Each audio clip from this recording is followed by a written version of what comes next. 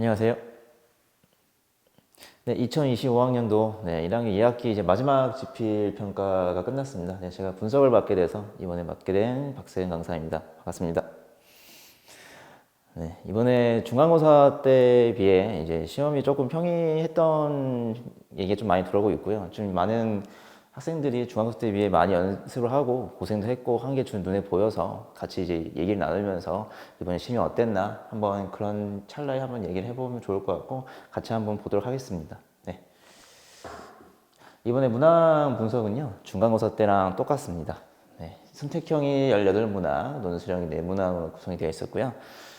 그 다음에 단원별로 한번 보면은 입체도형이 워낙 문항수가 많았었어요. 중요도가 높기도 하고 통계 라인하고 평면도형은 문항수가 똑같았고 작년에는 입체도형이 14문항으로 출제됐던 기억이 나는데 통계가 14문항 출제됐고 이번에는 적당히 밸런스 맞게 했다는 게 저는 보이고 있어서 저는 이번 시험은 되게 평이했다. 저는 계속 얘기하고 싶었고 난이도도 아까도 얘기했지만은 굉장히 평이했습니다. 평균적인 난이도도 중, 그 다음에 뭐 체감 난이도도 중, 시간적으로 부족했다. 연습을 많이 했다고 하면은 그게 부족하지 않았을 거라 생각하고 있습니다. 보통 10분 정도 남았다고 많이 들려오고 있어가지고 네, 충분한 연습을 했다고 하면은 크게 무리 없이 좋은 점수를 맞지 않았을까 생각이 들고 있고요.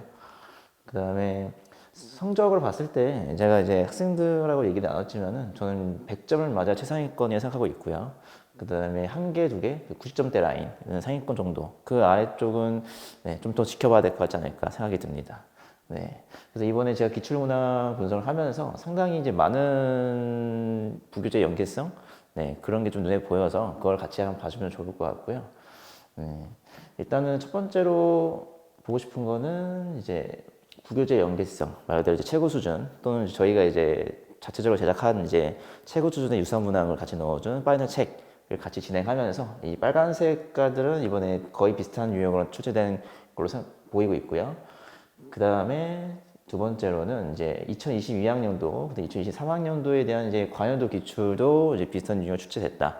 그래서 3년중 기출에 대한 풀이는 중요하다 정도로 얘기하고 있고, 그 다음에 좀 특이한 부분은 1번 문항을 찾아보다가 이제 귀정 교과서에 그대로 있더라고요. 물론 이제 어려운 문제는 아닌데, 네, 교과서도 하는 그냥 넘어가면 안 되겠다 싶어서 한번 언급을 해야 되겠다 싶어가지고 얘기했습니다. 네. 그래서 이제 첫 번째로 부교재 연계성 문항을 같이 보면요. 이제 4번하고 8번하고 10번 문항을 보고, 그 다음에 그 밑에서 봤을 때는 부교재 최고 수준의 연계성, 그 다음에 파이널 책에서 한번 언급을 했다. 거의 비슷하게. 네. 그 다음에 두 번째로의 부교재 연계성을 본다고 하면 네, 11번, 12번, 14번 문항. 네, 11번 문항은 다음에 이따 볼게 할 건데 많이 틀렸던 걸로 제가 생각하고 있거든요. 시간이 좀 부족했다고 하고. 그 다음에 얘네 두 문항은 이제 앞에서 봤겠지만은 파이널 책이랑 부교재에서 많이 다뤘습니다. 저희에서. 네. 세 번째 부교재 연계성을 같이 보면 15번, 16번, 17번. 네, 이렇게 세 문항이 밑에서 봤을 때 거의 비슷하게 출제가 되었어요. 네. 물론 이제 얘 문항이 좀 다르긴 해도 사실은 많이 다뤘던 문항이고 최고 수준에서 다루고 내신 코에서 다루고 내신 대 비교지에서 반복적으로 다뤄서 이번에 나왔던 게 상당히 학생들한테 도움이 되지 않았을까 생각이 들고 있습니다.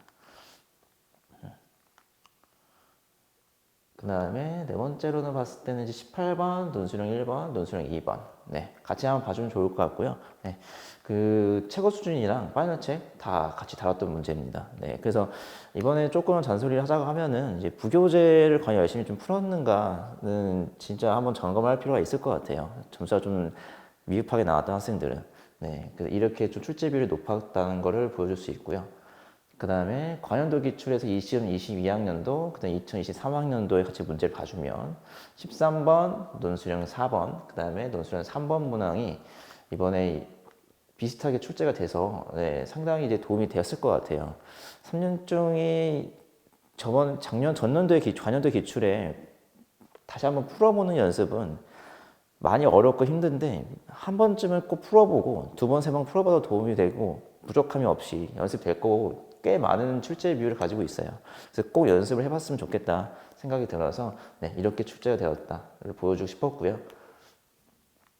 그 다음에 다음으로 보고 싶었던 거는 이제 학생들하고 같이 이야기를 나눠봤을 때 생각보다 100점이 많이 없었다는 이제 학생들한테 들려오는 얘기고, 거기서 이제 오답률이 높았다고 생각되는 문항들의 공통점은 이 세 문항이었습니다. 첫 번째 11번 문항이 한번 봐주면 추론하는 문제입니다. 중앙값은 이번에 2020 개정이 되면서 3학년 2학기 내용이 이제서 1학년 2학기로 내려왔는데, 네, 학생들이 이게 조금 오래 걸릴 것 같으니 조금 배제를 하고 다음에 풀어봐야겠다, 마지막에 풀어야겠다 했는데 시간이 없어서 못 푼 학생들, 그래서 틀린 학생들, 그리고 조금 아직은 좀 연습이 덜 돼가지고 추론이 좀 부족한 학생들. 네, 이거는 사실은 1학년 2학기 1학년 학생들한테 일일이 해봐야 된다로 풀이를 지금 얘기를 해도 좋을 것 같은데, 좀 약간 수학적으로 설명한다고 하면은 이제 A랑 B랑 C가 다 일단 5개, 6개라는 거는 중앙값이 홀수면은, 네, 세 번째에 이제 중앙값이 위치하고 짝수면은 이제 세 번째랑 네 번째 평균을 구해가지고 중앙값을 구한다. 네, 이게 취지인데 많이 어렵잖아요. 일일이 좀 다 해봐야 되는 거. 네, 나중에는 이제 고등학교 들어가서는 이제 케이스를 분류한다고 표현하죠. 네, 근데 그거는 중학교 1학년 학생들은 아직 연습이 덜 돼 있기 때문에 많이 힘들고, 일일이 해보는 거면서 다시 한번 점검해보는 게 도움이 될 것 같고요. 아, 이렇게도 풀 수 있겠구나라고 한번 봐주기만 해주면 좋을 것 같아요. 네, 첫 번째로는 A의 중앙값을 구하기 위해서 케이스가 두 가지로 분류를 나눠줍니다. X가 4보 작거나 같은 경우, S가 5다 크거나 같은 경우로 해서 중앙값이 나올 수 있는 케이스는 두 가지로 나와요. 네. 그 다음에 B 같은 경우에는 X가 3보 작거나 같으면은 거랑 S가 4, 5, 6이거나 아니면은 X가 이제 7보다 크거나 같은 경우, 그러면은 나올 수 있는 중앙값의 케이스가 3이랑 S랑 6. 네, 4, 5, 6이라는 게 뭔 말이냐면은 자기 자신이 그대로 나온다는 얘기인 거예요. 네. 그 다음에 세 번째로는 C의 중앙값을 구하기 위해서 케이스를 좀 분류를 해봤을 때는 X가 4보 작거나 같은 경우, S가 5랑 같을 경우, 그 다음에 X가 6보다 크거나 같을 경우, 그래서 세 가지 케이스로 나올 수 있겠구나.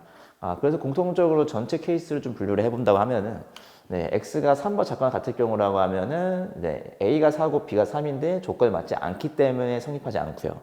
그 다음에 X가 4일 때는 A가 4고 B가 4고 C가 4.5니까 성립이 가능하고, 네, X가 5일 때라고 하면은 A가 5고 B가 5고 C가 5니까 같으니까 조건에 만족하니까 성립. 그 다음에 X가 6보다 크거나 같을 경우에는, 네, 무조건 이제 A가 5고 B가 6이고 C가 5.5로 이제 중앙까지 정해지니까, 네, 조건에 맞지 않으니까 그 이상 할 필요는 없다. 네, 그래서 두 개가 나온다가 정답입니다. 그래서 이거는 실질적으로 시험에 들어가서는 많이 당황했을 만한 문제인 것 같아요. 최고 추진도 많이 수록되어 있는데, 네, 상당히 어려운 문제라고 생각해요. 저는 확실하게. 네, 그래가지고 많이 넘어가고 틀렸을 걸 생각해서 한번 풀이를 해줬습니다. 네. 네, 두 번째 문항 같은 경우에는 14번 문항인데, 풀이를 이제 집중적으로 할 건 아니고요. 14번이 틀렸다고 해서 이유를 봤을 때 봤던 거는 A랑 B의 학생 수가 같을 거라고 생각하는 학생들이 꽤 많았었어요. 시간적으로 부족했었으니까 그렇게 생각한 것 같긴 한데, A가 27명이고 B가 28명이라고 체크가 되고 있습니다. 그래서 기억 같은 경우에는 넓이가 같다는 학생 니은하고 같이 연결되는 거예요. 그래서 둘 다 틀린 거라고 생각하시면 좋을 것 같고, 디귿이 맞는 거니까, 네, A에 이제 있는 저 계급 값에서 B에 있는 거랑 속해 있는 거 아니냐라고 생각할 수 있어 디귿도 아니라 생각하는 학생들 꽤 있었습니다. 네, 이것도 한번 다시 한번 점검을 해서, 네, 복습을 하는, 오답 점검하는 걸로 한번 넘어가면 좋을 것 같아요. 그 다음에 18번 문항 같은 경우에는 이제 삼각 뿔때 18번, 이번에 킬러 변별력성을 내려고 한번 낸 것 같긴 하고요. 네, 찾아보려고 했는데, 네, 생각보다 최고 수준에 있는 비슷한 문항은 있지만은 그래도 변형을 좀 한 것 같다. 그래서 상당히 재밌는 문제를 생각했고요. 저도 좀 고민을 좀 하다가 같이 풀이를 한번 들어가면요. 삼각뿔대가 이렇게 있는데 문제를 좀 이해시켜 준다 그러면은 각 모서리에 숫자를 넣어 놓습니다. 네, 넣어 놓고, 물론 저기도 넣어 놓고, 아무거나 넣었는데 최소값이라는 말 자체의 의미성을 파악한다고 하면은 1, 2, 3, 4, 5, 6 자연수에 뭐가 들어가냐 생각할 수 있는데, 최소값이 무조건 1부터 9까지 모서리 개수가 9개니까, 네, 그것만 넣어주면 되는 거고, 1, 2, 3을 넣었다고 했을 때 각 모서리 숫자의 합을 먼저 구해주고요, 45로. 그 다음에 두 번째 목적은 뭐냐면은 이 세 모서리 숫자가 적혀 있었을 때 가운데 숫자 6이 그러니까 각 모서리에 연결되어 있는 합 있잖아요. 그거에 꼭지점들이 숫자가 적힐 거고 6개가 있을 거고 그거의 합을 구해서 두 개를 더해달라라는 문제인 겁니다. 그래서 만약에 1, 2, 3이라고 하면은 그 꼭지점이 적힌 숫자는 6인 거고 그다음에 두 번째로 이제 옆에 모서리에 4랑 5를 적어서 두 번째 모서리 꼭지점이 적힌 숫자는 11로 되는 겁니다. 네, 그래가지고 이제 이거를 셀 때 모서리는 간단한데 꼭지점을 어떻게 셀 것이냐인 건데 네, 쉽게 생각하면은 각 모서리에 하나를 선택했을 때 꼭지점은 두 개가 있어요. 그럼 예를 들어서 이 모서리에 이 꼭지점에 선택되어 있는 이 합을 딱 구했을 때 이 모서리에서 한번 카운팅 되고 그 다음에 6에서도 한번 카운팅해서 두 번이 카운팅이 돼요.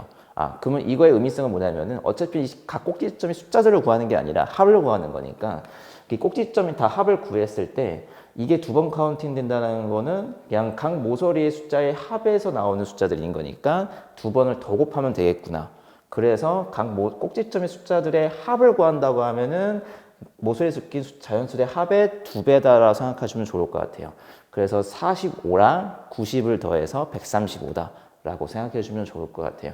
네, 이 문제는 이해가 조금 어려우면은 만약에 진짜 어렵게 풀 것 같고, 만약에 이해가 잘 되는 학생들은 이건 되게 쉽게 빨리 풀고 넘어갔을 것 같아서, 네, 많이 틀렸고, 오히려 쉽게 푸는 학생도 있었다.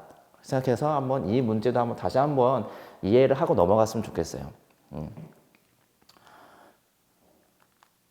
그러면서 제가 이제 이 시험을 생각을 해봤을 때, 네, 출제 겨냥이 부교재 연계성 출제 비율이 59%였어요. 네, 꽤 많은 숫자였고 13문제였으니까 22문항 중에서 그다음에 관연도 기출 출제 비율도 14%로 네, 3문항 정도 출제됐죠. 그래서 기출풀이의 중요성이랑 부교재 문제풀이 중요성은 제가 제 학생들한테도 많이 강조를 합니다. 네, 그래서 이번에 성적이 조금 미흡했던 학생들은 과연 부교재를 진짜 열심히 많이 풀어봤는가, 여러 번, 두세 번 많이 풀어봤는가, 아니면은 나는 어려워서 이것까지는 안 할래라고 그냥 가볍게 넘어간 문제가 있는가, 거기에서 나온 문제들에서 틀리지 않았을까를 생각하면 좋을 것 같고, 이제 내년에 2학년 올라가서는 유리수와 수산소수 시계계산 1차 부등식 연립방정식, 물론 이제 연립방정식이 빠질 수도 있는 건데 그게 중요한 게 아니라 일단은 2학년 1학기 거의 이 계산력은 상당히 많은 계산력을 요구합니다. 그래서 겨울방학 때 연습이랑 그다음에 내신 대비 연습, 부교재의 중요성 상당히 이거 연습이 많이 필요할 거고요. 이걸 좀 기억해서 다음에는 시험에 조금 좋은 점수를 얻었으면 좋겠어요. 네. 그래서 반복이 중요하고 저희 학생들한테도 상당히 많은 반복을 합니다. 네. 부교재 연습을 꼭 많이 해줘야 되고 네. 본인 시험지도 한번 꼭 분석을 해서 틀렸는가, 몰라서 틀렸는가, 과연 내가 연습을 해서 틀렸는가를 꼭 체크하고 넘어갔으면 좋겠습니다. 저희가 이제 내신 대비를 진행할 때는 이제 1학년 같은 경우에는 2학년과 다르게 내신 캐치를 진행하고요. 네, 코어랑 내신 시그니처. 내신 시그니처는 이제 특강으로도 진행하니까 한번 이 들어갔던 학생들도 이제 많은 도움이 되었다고 하더라고요. 그래서 이것도 한번 고려를 해봤으면 좋을 것 같고, 그 다음에 이제 시험이 직전에 다가왔을 때는 이제 퍼펙트 파이널 모의고사까지 진행을 해서 이제 성적일표를 보면서 이 학생이 뭐 어디가 부족한지를 체크해보고, 이제 마지막 주간에는 이제 파책을 진행하면서 이제 부교재에 한 번 더 풀어보고 그 비슷한 문제를 한 번 더 풀어봐서 연습하면 하는 거. 그래서 반복이 중요하다는 것을 다시 한번 강조드립니다. 네. 그래서 이번에 겨울방학에 들어가면서 저희 학원 이번에 광고도 이제 미라클 윈터를 해가지고 적혀 있는데 저희가 18일날 개강하면서 이제 겨울방학 때는 이제 특강도 있을 거고 연강도 있을 거고 이제 많은 시간을 할애할 거예요. 많은 공부를 진행할 거고 겨울방학 때 이제 열심히 해야겠다 생각하는 학생들도 충분히 많을 거기 때문에 저희 구주예배랑 같이 진행하면서 겨울방학 때는 이제 보람찬 합승량을 보람찬 네, 겨울방학을 보냈으면 좋겠습니다. 네. 이번에 2025년도 중학교 1학년 2학기 2차 지필평가 분석은 여기까지로 마무리할 거고요. 네, 제가 이제 분석을 하면서 이번에는 상당히 평이했다고 말씀드렸고, 이제 상당히 애들 점수가 많이 올랐다고는 했는데, 더 많이 올랐으면 좋겠다는 그 아쉬움이 있었을 거예요, 학생들이. 네, 그래서 좀 약간 잔소리를 한다고 하면은 부교재 연습 그리고 과연 자기가 열심히 했는가를 다시 한번 점검해 봤으면 좋겠고, 어차피 겨울방학 때 2학년도 있으니까 겨울방학 때 열심히 해보고 그다음에 2학년 때 내신 때도 더 열심히 해서 나는 이 정도만 공부하면은 점수가 좀 안 나오니 좀 더 열심히 해서 점수를 끌어올려야겠다 생각해서 2학년 1학기 때는 좋은 결과로 마무리했으면 좋겠습니다. 네, 이번에 기출 분석은 여기까지를 마무리하고요. 네, 여기까지 들어주셔서 감사합니다.